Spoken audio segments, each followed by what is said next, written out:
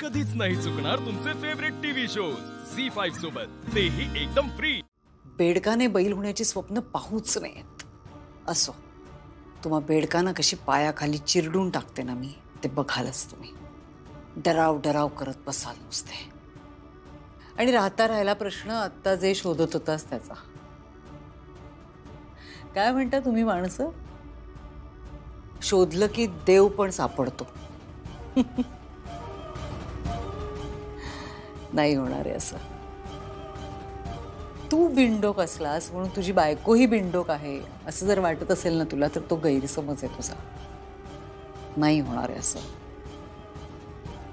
जाऊन सांग नेत्राला, काही मिळणार नाहीये तिला। जा।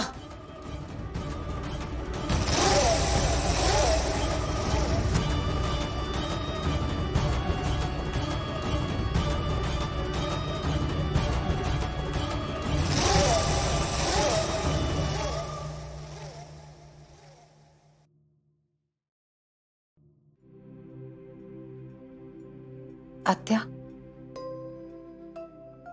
मला कळतंय तुम्हाला या सगळ्याचा खूप त्रास होतोय।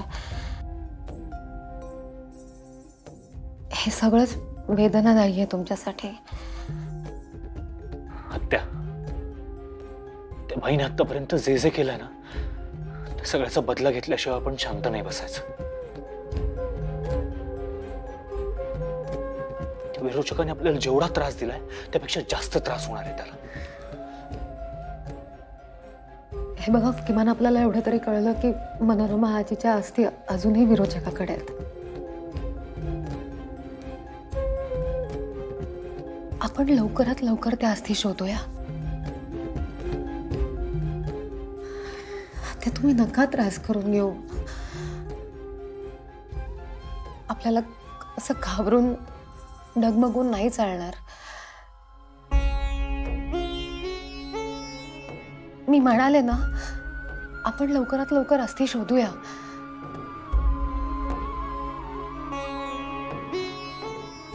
अस्थी घरातच कुठेतरी असतील। काहीतरी गडबड आहे। म्हणजे काय झालं? म्हणजे रुपाली आपल्याला फसवते। तिने त्या अस्थी घरात ठेवल्याच नाहीयेत असं मला वाटतंय। कारण जर का अस्थी तिने घरातच ठेवल्या असत्या तर ती बेडरूमच्या बाहेर का ठेवेल?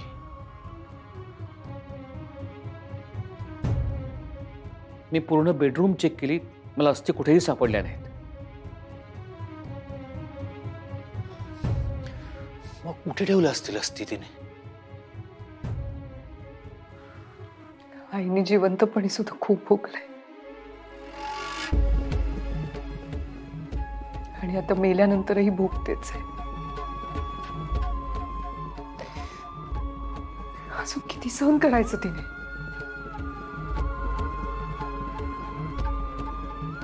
आता बस। झी5 ॲप डाउनलोड करा आणि पहा सर्व एपिसोड्स एकदम फ्री।